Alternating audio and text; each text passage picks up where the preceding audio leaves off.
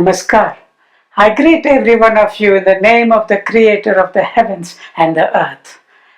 I am Dr. Garuda Somanna of Hyderabad, and I warmly welcome you to this fourth episode of the project during and after COVID-19.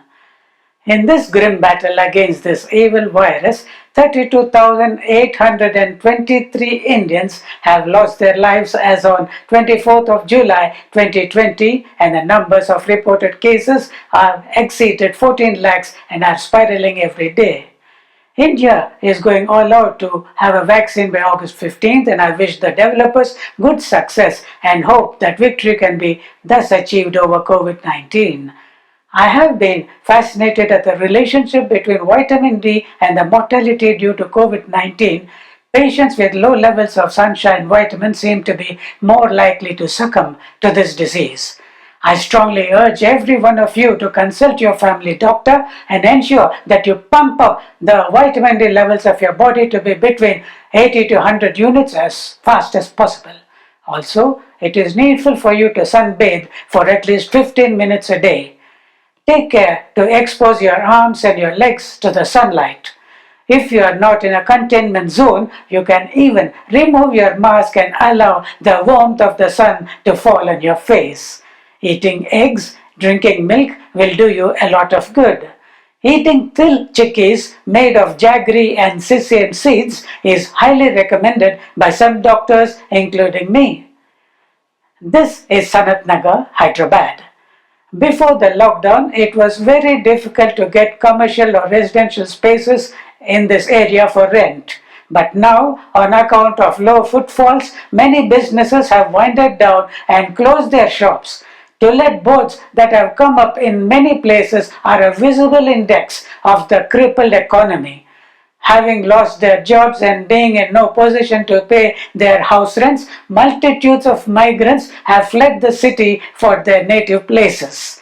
The vast numbers of toilet boards that have come up at these residences are a visible index of the unemployment triggered by this COVID-19. It is plainly evident that the attempt to revive the economy by lifting of the lockdown restrictions hasn't borne the desired fruits. This is the Begumpet Basti, located just opposite my residence, and most of the tenants are of the lower income group strata of society. Just last month, 2 men committed suicides in their homes on account of financial problems. This month, amidst rumors that another lockdown would be imposed in Hyderabad, 2 people who met me told me that if a further lockdown gets imposed, the only way out for them would be to commit suicide. The stalled urban economy has stopped the flow of money for many people, and their hearts are filled with a dread for the future. It is evident that the urban economy is on its deathbed. I say that it will be better to use our precious resources to revitalize the rural economy that is struggling against all odds to give us the food we need to live. I propose that our vast countryside is quickly transformed on a war footing to be filled up with this kind of integrated organic farms by encouraging farmers to team up with real estate developers. In this episode, we shall look into the residential accommodation provided for the farm hands at the integrated organic farm.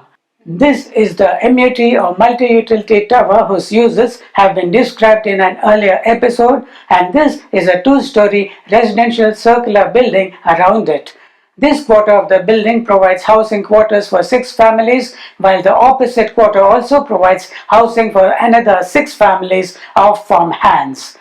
Outside this building is the outer street, and inside of it is the inner street. Access to the individual family quarters is through the inner street as shown in this ground floor plan.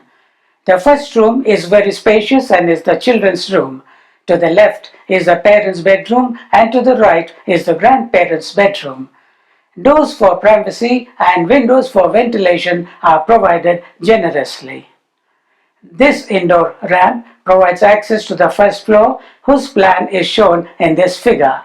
The ramp leads onto a corridor that has at its other end another ramp that leads to the terrace above. Both the ramps have a slope gradient of 20 degrees.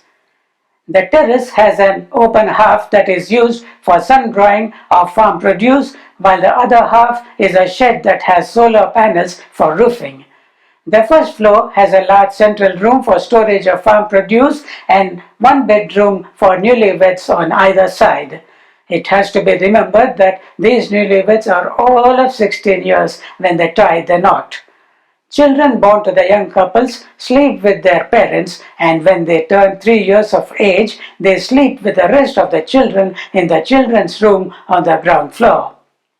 The Creator of the heavens and the earth has promised of a day when man's lifespan will be increased to that of a tree.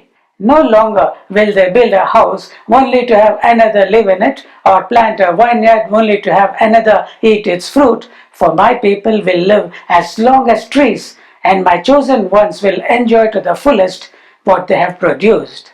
Recipients of this promise will be able to see their children, grandchildren, great-grandchildren, and their children too. This quarter of the circular building located between the two residential quarters is for kitchen, dining, and washroom facilities. All the adults participate in the work of preparing meals and eat them at this kitchen-cum-dining hall. The vessels used for cooking and eating are washed by the farm hands themselves. Separate washrooms for ladies and gents are provided both on the ground floor and also at the first floor levels. The grey water from these facilities are treated and used for watering of the farm. Toilets are of the low water consuming type, and their outlets are connected directly to the biogas digester that is located nearby. Outside this quarter are stalls for the farm animals, and their excreta also are added to the biogas digester. Kitchen and farm waste are also added to the digester via this inlet that is provided. The biogas generated is used for cooking and heating of water, and surplus gas is converted into electricity. The bioslurry of the digester is an excellent fertilizer that will improve the crop production of the farm. Biogas plants have a host of other benefits such as 1. Eliminate the use of fossil fuels for cooking purpose. 2.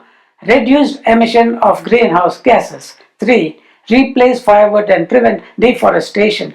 4. Relieved of the chore of cutting wood, the farm hands will have more time to do productive work on the farms. 5. Smoke-free kitchens are good for health. Household air pollution causes child pneumonia, lung cancer, obstructive pulmonary disease, and heart disease. Every 3 minutes, a child dies in India on account of air pollution. 6. Reduces soil and water pollution caused by animal and human waste being released into the environment. 7. Vastly improves public health by eliminating a host of diseases that are waterborne or have an orophycal route of transmission. This quarter of the circular building houses a labor room, clinic, and a sick room. An A&M conducts normal deliveries at the labor room and attends to sick farm hands who are isolated in the sick room. A van carrying a team comprising of an MBBS doctor and other specialists, pharmacist, and lab technician visits the integrated organic farm every month. Those farmhands that need medical attention are checked up at this clinic, lab tests are done as required, and medicines are issued accordingly. This is a brief description of the residential circular building.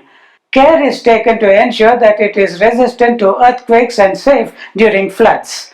At time of floods, due to lack of proper housing, many Indians lose their lives or have to flee from their homes to safer shelters. Many homes are submerged or washed away. Properties are destroyed. The fate of livestock also is worse, and many of them are swept away to their deaths. At the integrated organic farm, both man and animal are safe from flood waters. In an earlier episode, I have described how the integrated organic farm is designed to withstand floods without suffering loss of crops. However, should water levels rise during massive floods, all the farm hands have to go up to the first floor of the residential circular building for safety. Smaller and larger cattle are led from their stalls and up the ramps and onto the terrace of the family quarters, where they are accommodated in the terrace shed. Before sunrise or after sunset, when all the bees are still in the hive's entrance is closed and the apiaries are relocated to the terrace shed.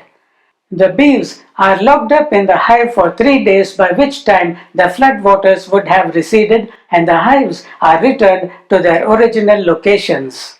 In areas prone for flooding, the poultry sheds of the integrated organic farms are to be built at a height so that the birds will be protected from the flood waters. I wish to see that day when people do not come up to me to gloomily say that they would have to commit suicide, but they come cheerfully to me to announce that they have applied for the jobs of farmhands at integrated organic farms and have been selected. Bye. See you in the next episode.